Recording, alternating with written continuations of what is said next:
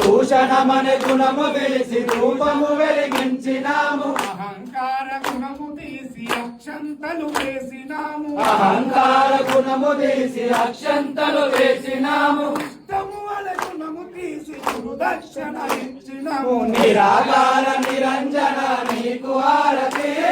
మల్లయ్య స్వామి నీకు మంగళహారతి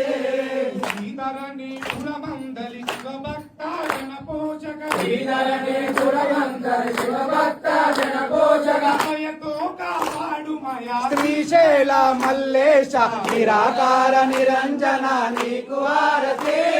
మల్లయ్య స్వామి నీకు మంగళహారతి మల్లయ్య స్వామి నీకు మంగళహారతి